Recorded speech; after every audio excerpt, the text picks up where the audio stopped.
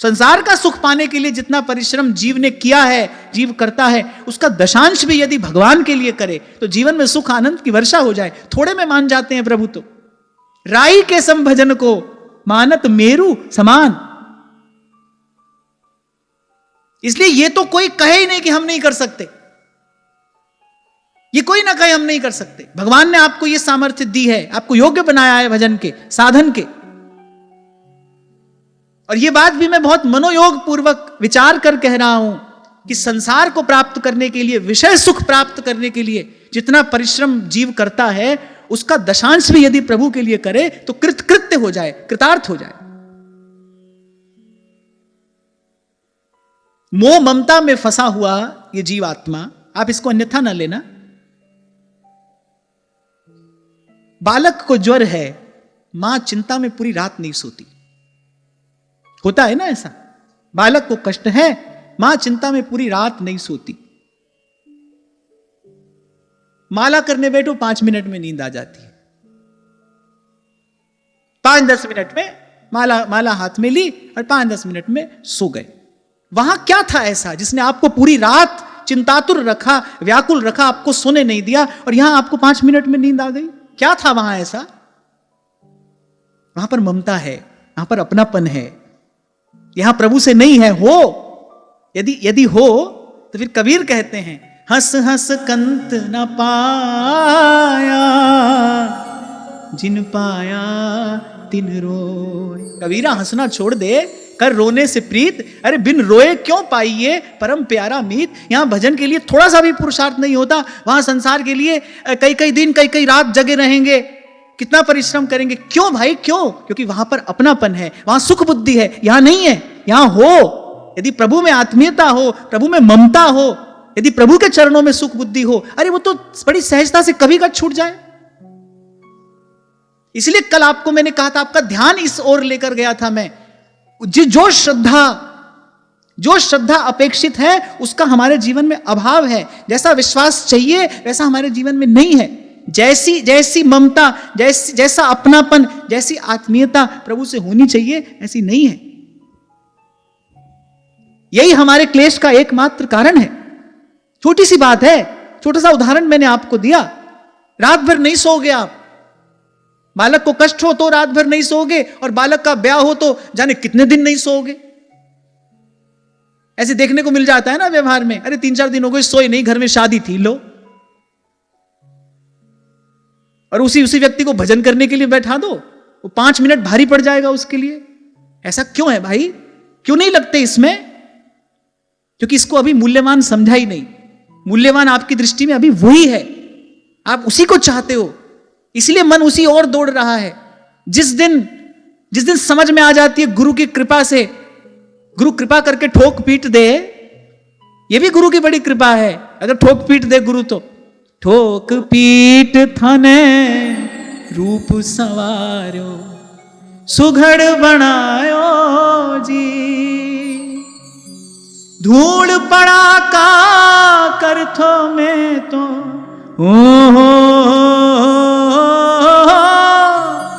धूल पड़ा का करथो में तो, सिरे चढ़ायो जी, नाथ थरी सरनी आयो जी। ठोक पीट दे अगर गुरु, पात्र बना दे,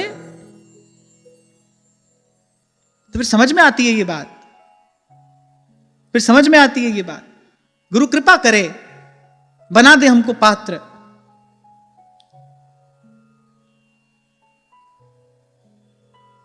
पर मैं आपको थोड़ी थोड़ी देर में यह स्मरण दिलाता हुआ आगे चलूंगा कि भाई इससे कम में बात बनेगी नहीं। इसके अतिरिक्त सुख है नहीं कहीं। इसके अतिरिक्त वो जीवनोत्कर्ष के लिए जिस शक्ति की अपेक्षा है, वो जिस शांति में छिपी है, वो शांति प्राप्त हो नहीं सकती। जब लग मन छाड़त नहीं सब बातन को लोभ, तब लग ही उपजत नहीं युगल प्रेम की गोभ।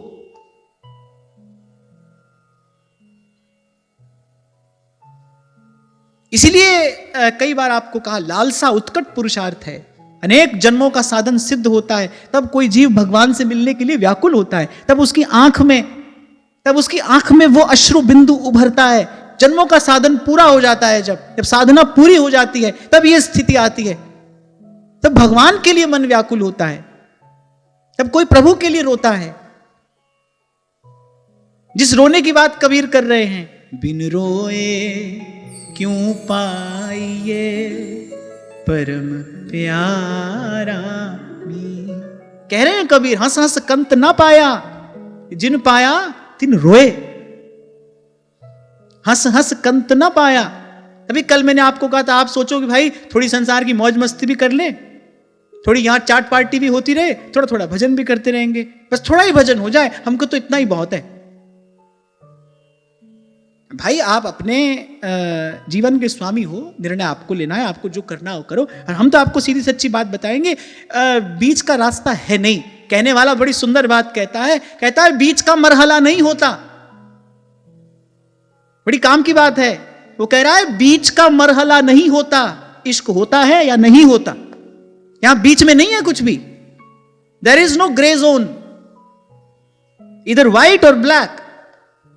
हां भाई, चलना है कि नहीं चलना है, इस रास्ते के, इस पथ के पथिक बनोगे कि नहीं बनोगे। एक टांग यहां एक टांग वहां नहीं रख सकते। अगर बीच का कोई रास्ता होता, फिर श्री सेवक जी नहीं कहते बीच ही बीच जो जन्म गमायो। बीच में क्या होता है? बीच में तो जन्म व्यर्थ जाता है, कुछ नहीं किया। अरे सब करने के बाद भी अगर फिर आकर पड़े इसी संसार में, फिर क्या किया? इसलिए थोड़ी देर पहले मैंने कहा भाई, जो मोक्ष मार्ग का साधक हो, गुरु की कृपा से जिसके हृदय में ये प्रकाश हो गया हो, जिसको संसार के इस स्वरूप का थोड़ा ही सही थोड़ा बोध हो गया हो, जो इससे मुक्त होना चाहता हो, जो इससे पिंड छुड़ाना चाहता हो, वो आए, उसको मार्ग मिलेगा। उसके लिए तो ये चर्चा अमृत है, उसके लिए तो यह अवलंब है, आधार है।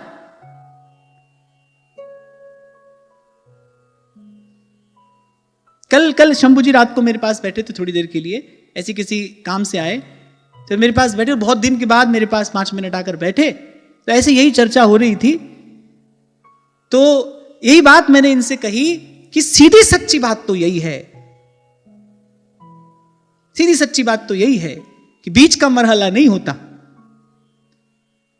एक बड़ी खूबसूरत बात कहने वाला कहता है, वो कहता है इस लफ्ज़े मोहब्बत का बस इतना ही तो फसाना है। प्रातः स्मरणीय श्री रसिक पदरेणु जी महाराज भी ये बात कहा करते थे, बोले इस लफ्ज़े मोहब्बत का इतना ही फसाना है, सिमटे तो दिले आशिक और फैले तो जमाना है। हृदय है, बोले सिमट गया तो मन क्रम वचन तुम्हारी आशा, फिर तो ना मैं देखूं और को और ना मैं देखन दूं, और बोले फैले तो फिर जमाना है, फिर तो भाई ये प्रपंच है और इसका कोई अंत नहीं है। ये यथार्थ सत्य है। ये 2 पंक्तियों में कहने वाले ने वो परम सत्य कह दिया मानो, ताकि इस लफ्ज़े मोहब्बत का बस इतना ही फसाना है, सिमटे तो दिले आशिक और फैले तो जमाना है। सिमट जाए तो फिर तो प्राण प्रियतम पर न्यौछावर हैं, फिर तो नैनन की कर कोठरी पुतरी पलंग बिछाए, पलकन की चिक डार के पीको लियो रिझाए, सखी मैं पीको लियो रिझाए। जितना गुरु कृपा से मेरा इनसे परिचय हुआ, जितनी इनसे थोड़ी जो जान पहचान हुई, हमको तो इतना ही समझ में आया ये किसी को रहने नहीं देते। ध्रुवदास जी भी यही बात कह रहे, रहन देत नहीं और रस, यह प्रेम की टेक। ये नहीं रहने देंगे किसी को। इसी शर्त पर आते हैं, इसी शर्त पर मिलते हैं, इसी शर्त पर रहते हैं कि भाई हम रहेंगे तो कोई और नहीं रहेगा। यह प्रेम की टेक, रहन देत नहीं और रस, जिही तन बन गरजत रहे अद्भुत के हरि प्रेम। ध्रुवदास जी कह रहे, बोले वहां पर कोई और नेम, वहां पर कोई और नीति, वहां पर कोई और सिद्धांत कैसे रह जाएगा? वहां तो एक छत्र प्रेम का ही राज है, और प्रेम का यह स्वभाव है, प्रेम का यह स्वभाव है, ना मैं देखूं और को ना तो है देखन दूं। अब आप सब सोच रहे होगे कहना क्या चाहते हो, सब छोड़कर आ जाएं क्या, सब छोड़कर भाग जाएं क्या? ना, मैं ऐसा बिल्कुल नहीं कह रहा हूं। कल महाराज जी भी मुझे यही बात कह रहे थे कि सब छोड़ने का अर्थ क्या है। जहां से हमने चर्चा आरंभ की वही लौट कर आते हैं। भाई यही रहना है। कल भी मैंने आपको कहा था, इस संसार में उलझना नहीं है, इस संसार से उलझना नहीं है, बस केवल इसकी गति को, इसके स्वरूप को, इसकी नीति को समझना है। यही रहना पड़ेगा अंत तक, लेकिन समझना पड़ेगा। सबके ममता ताग बटोरी, and this balance is the beauty of life. यही संतुलन जीवन की सुंदरता है। इसी के बीच में रहते हुए, इसी के संग रहते हुए इससे असंग रहना है, और यह सत्संग की कृपा से होता है। यह सत्संग का प्रसाद है। इसी के बीच रहते हुए इससे असंग रहना है। जैसे लंका में विभीषण जी भजन करते हैं, या संत उदाहरण देते हैं, जैसे दांतों के बीच में जीभ रहती है। आप देखो, दांतों के बीच में जीभ रहती है, कभी कभी दांत जीभ को काट देते हैं और हालचाल पूछने भी नहीं आते। और वही दांत में कहीं कुछ कण फंस जाए, जीभ लौट लौट कर वहीं जाती है। ऐसा होता है ना, दांत में कहीं कुछ फंस जाए, जीभ लौट लौट कर वहीं जाती है। जब तक निकल ना जाए तब तक जीभ उसकी संभाल करनी छोड़ती नहीं। ऐसे भक्त रहता है संसार में। ये जो संसार है ना, ये तो भाई दांत हैं। और जो भक्त का हृदय है, जो भक्त का जो जीव है ना, वो जिह्वा है। ये चोट मारता है इसको, ये फिर भी उसकी संभाल करती है। क्यों? क्योंकि भक्त किसी को उत्तरदायी नहीं मानता अपने जीवन में आने वाले सुख दुख का। को न काऊ सुख दुख कर दाता, निज कृत कर्म भोग सब भ्राता। तो ऐसे रहना पड़ता है इस संसार में। यही इस संसार में रहने की युक्ति है, और इसी से इस संसार से मुक्ति है।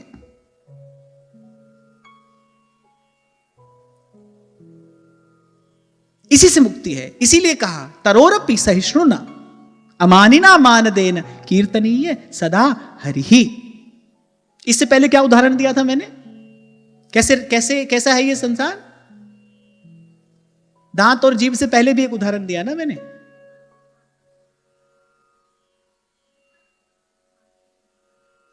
इसको कहते हैं आगे दौड़ पीछे छोड़। क्या उदाहरण दिया अभी मैंने? हाँ, चलो अच्छी बात है, याद है, पीछा छोड़ा नहीं है ना। कह लंका निशिचर निकर निवासा, यहां कहां सज्जन का निवासा। यहां भी कोई रह सकता है, इनके बीच में रहकर भी कोई भजन कर सकता है, पर विभीषण जी कर रहे हैं ऐसे। अच्छा देखो, कितना अपमान रावण ने किया, फिर भी विभीषण जी समझाने जाते हैं कि जो आप करने जा रहे हैं, आपका पूरा कुल नष्ट हो जाएगा। श्री जानकी जी को, श्री रघुनाथ जी को लौटा दीजिए, वो करुणा निधान है, करुणा निधि कृपाल रघुराई। उनकी चरण शरण में चले जाइए। तो उनके हित की बात कर रहा है, और वो पाद प्रहार करता है, भरी सभा में अपमान करता है। इसलिए मैंने ये उदाहरण आपको दिया। जैसे दांत के बीच में जीभ रहती है, दांत काट देते हैं जीभ को, और एक बार नहीं बार बार। जिह्वा बेचारी कैसी है, कितनी कोमल, दांत की संभाल करती है, सब करती है। विभीषण जी समझाने जा रहे हैं, वो पाद प्रहार करता है, अपमान करता है, वो फिर भी उसके हित की बात करते हैं। ऐसे रहे। एक ऐसा स्वभाव था, तो पहला लाभ क्या हुआ? लंका में रहकर भी भजन करते रहे, भजन होता रहा। विभीषण जी के भजन में सामर्थ्य थी ना, हनुमान जी को खींच लाए उनकी कुटिया तक। मैं कई बार आपसे कहता हूं ना, गुरु ना मिला हो तब तक भगवान के नाम का आश्रय लेना चाहिए, गुरु आ जाएगा आपके द्वार तक। हनुमान जी ने आके विभीषण जी की कुटिया का द्वार खटखटा दिया। अंदर से आवाज आ रही थी, जय जय राम राजा राम, जय जय राम सीता राम, जय जय राम राजा राम, जय जय राम सीता राम। तो विभीषण जी का भजन था ना, हनुमान जी को खींच लाया। हनुमान जी आ गए, फिर विभीषण जी पहुंच गए प्रभु के चरणों तक। ऐसे रहना पड़ता है इस संसार में। अगर आपका लक्ष्य भगवान है तो इसी अखाड़े में आपको अपना दम दिखाना है, तो आपकी इच्छा है, दिखाओ। यहां तो हर शेर के लिए सवा शेर बनाया है बनाने वाले ने। आपको इसी अखाड़े में अपना दमखम दिखाना है, तो भी आपका निर्णय, आप दिखाओ। पर याद रखना, यहां तो हर शेर के लिए सवा शेर है। सबका बाप होता है कि नहीं होता है? बिना बाप के तो यहां कोई नहीं होता है ना। मूर्ख होता है जो अपने आप को बिना बाप का समझे। ऐसे ही बिना कहे, किसी के बिना समझाए ये बात मान लेनी चाहिए, भाई मैं हूं तो मेरा बाप भी होगा। ये बात संत समझ लेता है और वो कहता है, कबीरा तू हारा भला जीतन दे संसार, हारे को तो हरी मिले जीता जम के द्वार, जीता जम के द्वार। तो इस श्लोक में एक बात भगवान ने कही, उस पर ध्यान देना। भगवान ने कहा तीव्र भक्ति योग के द्वारा, देर ना करे, लग जाए और पूरी शक्ति से लग जाए। बिना देर के पूरी शक्ति से कौन लगेगा? जिसको इच्छा होगी। इसलिए मैंने आपको उदाहरण दिया कि हमारे घर में, परिवार में कोई घटना घट जाए, हम रात रात भर जगेंगे, कई कई दिन परिश्रम करेंगे, हम वैसी शक्ति, वैसी ऊर्जा, वैसा उत्साह हम भजन में क्यों नहीं दिखा पाते? क्योंकि हमको अभी वैसी इच्छा नहीं है। जिसको इच्छा है वो तो लग जाता है, उसके लिए ना दिन है और ना रात है। भगवान कहते हैं जब सारा संसार सोता है, बोले कोई योगी, कोई प्रेमी, कोई अनुरागी, बोले उस समय भी जागता है। नाम पाहरू दिवस निसी, ध्यान तुम्हार कपाट, लोचन निज पद जंत्रित, जाहि प्राण की ही बाट, जाहि प्राण की ही बाट। और एक और बात मैं संसार के स्वरूप को देखकर थोड़ा समझने का प्रयास करता हूं कि आप देते रहो, कोई झगड़ा नहीं है। पैसा दे दो किसी को, वो राजी खुशी आपकी जय जयकार करता हुआ ले जाएगा। झगड़ा कब है? आपको भैया हमको लौटा दो, ऐसा है कि नहीं? आपको भैया आप लौटा दो, बस तब झगड़ा है। आप यहां पर देते रहो, कोई झगड़ा नहीं है। अब वापस मांगने जाओ तो झगड़ा है। हमारी जीवन की सारी खींचातानी का कारण क्या है? हम यहां से सुख वापस चाहते। अरे प्रभु की शरण में रहो, प्रभु की सारी शक्ति, प्रभु की सारी सामर्थ्य आपके साथ है। प्रभु की शक्ति, प्रभु का सामर्थ्य, प्रभु का बल लेकर इस संसार को प्रभु का रूप समझकर, इस संसार के प्रत्येक कार्य को प्रभु का कार्य समझकर करते चलो। लेकिन यहां से कुछ लेना नहीं है भाई। आप देखो जीवन में कोई झगड़ा नहीं है, कोई झंझट नहीं है, कोई क्लेश नहीं है। बड़ा सरल उदाहरण दिया मैंने आपको, क्योंकि जब से मुझे इन सब ने कहा ना कि आजकल थोड़ी मुश्किल बात हो रही है, तो मैं सोचता हूं कि भाई कठिन बात को थोड़ा सरल उदाहरण देकर आप तक पहुंचाने का प्रयास करूं। तो ये सबसे सरलतम उदाहरण मैंने लिया कि आप देखो झगड़ा कब होता है? जब आप लेना चाहते हो, जब आप मांगते हो, तब झगड़ा होता है। देते समय कोई झगड़ा नहीं है। संत ये बात समझ गए। प्रभु की सामर्थ्य, प्रभु का बल लेकर इस संसार को प्रभु का रूप समझकर प्रभु का कार्य किया। देत लेत है आप ही, पलटू पलटू सोर। इसी को तो गीता में भगवान ने समझाने का प्रयास किया है। निमित्त मात्रम भव सभ्य साचन, निमित्त मात्रम भव, तू केवल उपकरण बन। शक्ति मेरी होगी, सामर्थ्य मेरी होगी। चुपके से दे दी ना श्री रघुनाथ जी ने हनुमान जी को मुद्रिका, लो मुद्रिका दे दी, माने काम करने की सामर्थ्य दे दी।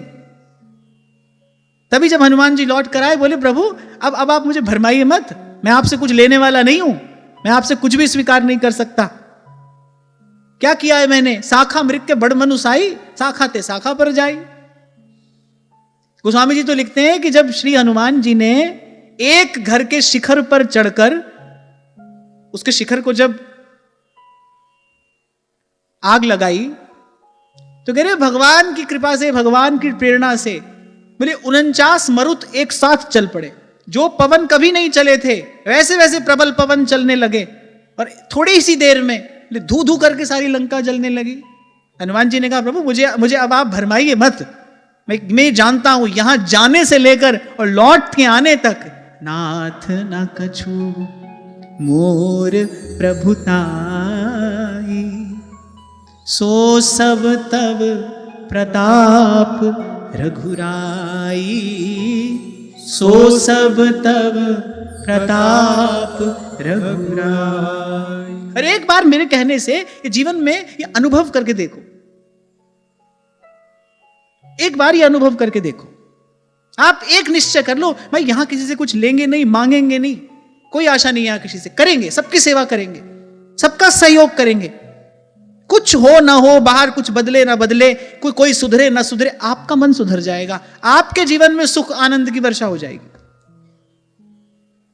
क्योंकि मैं तो व्यवहार जगत देखकर ही यह बात सीखा समझा कि भाई यहां वापस मांगो तो बड़ा झंझट है, देते रहो सब खुश हैं, बांटते रहो सब खुश हैं, लेने जाओ तो झंझट है, लेने वाले को ही अपना मुख नीचा भी करना पड़ता है। तो भगवान के भक्त कहते भाई हमको लेना ही नहीं, हमको लेना ही क्यों है?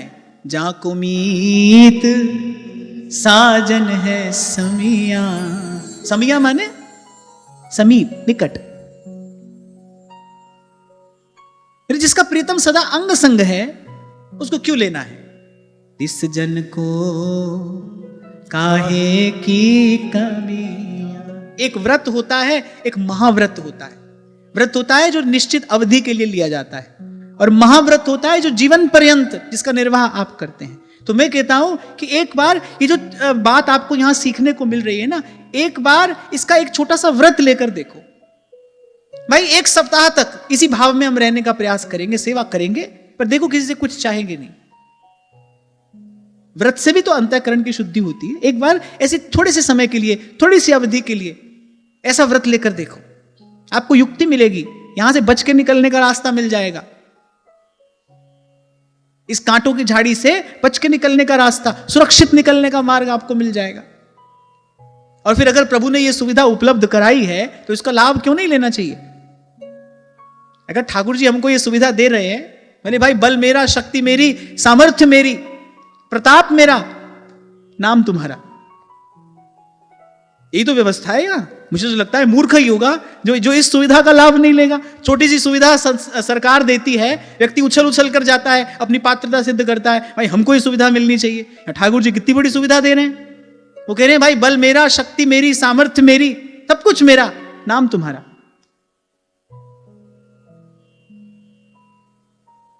कहने वाले ने सीधे सरल शब्दों में बात तो पते की कही है ना, कि करते हो तुम कन्हैया और मेरा नाम हो रहा है। कर्ता तो एक ही है, स्वतंत्र है कर्ता। जीव कर्ता न है, न हो सकता है, क्योंकि कर्ता का लक्षण है, कर्ता स्वतंत्र होता है, जीव तो परतंत्र है, पराधीन है, परवश है। ईश्वर स्वतंत्र है, इसलिए वही कर्ता है, जीव कर्ता नहीं है। भगवान ने यही तो कहा, अपने आप को कर्ता समझ कर ही तो बार बार संसार में गिरता है, इस अंधकूप में आकर गिरता है। आप कर्ता मत बनो, कर्ता उसी को रहने दो। भगवान ने अर्जुन को यही कहा, तू केवल निमित्त बन, तू युद्ध करने वाला मत बन, तू युद्ध करने वाला मत बन, तू इस युद्ध में केवल निमित्त बन। मेरी इच्छा है कि युद्ध कर, मेरी इच्छा के प्रति समर्पित होकर, सर्वधर्मान परित्यज्य मामेकम शरणम व्रज, सब विचार छोड़कर तू मेरी शरण में आ जा, मेरी इच्छा है, तू मेरे कार्य में निमित्त बन। अहम त्वा सर्व पापेभ्यो, क्योंकि अर्जुन को लग रहा था ना पाप लगेगा, पाप लगेगा। अरे भगवान ने कहा लगेगा भी, मैं हूं पाप से मुक्त करने वाला।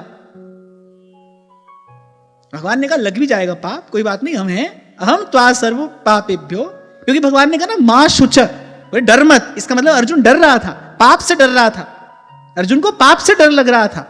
अच्छा वो क्षत्रिय है, वो जो बात कह रहा था भगवान कह रहे हैं ये इसके स्वभाव में है नहीं।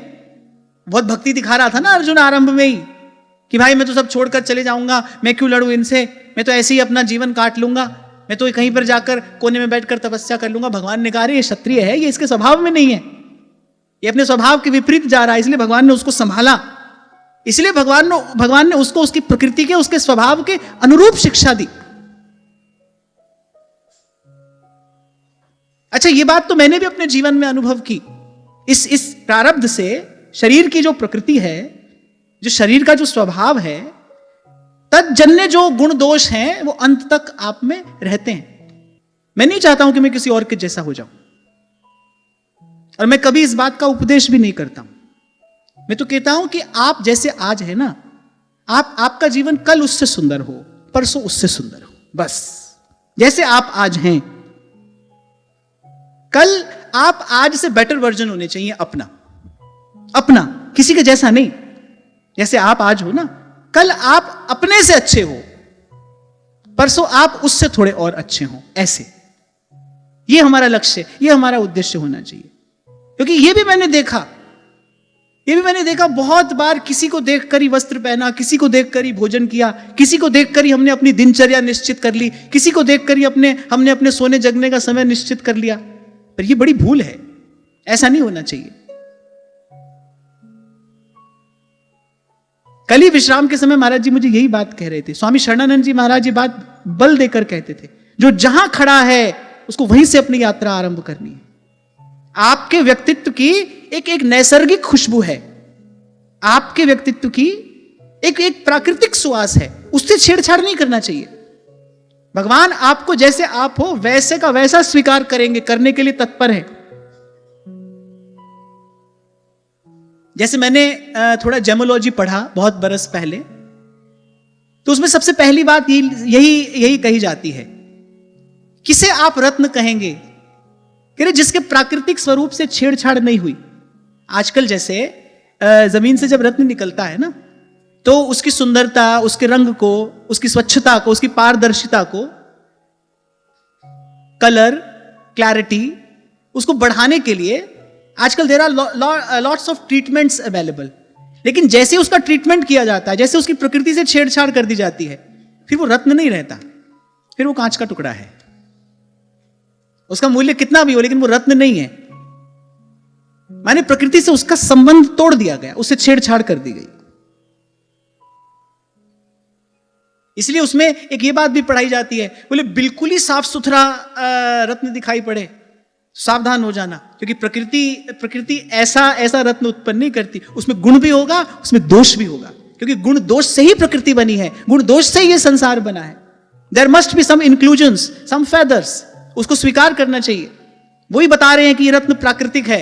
ऐसे ही आपका मेरा जीवन भी है।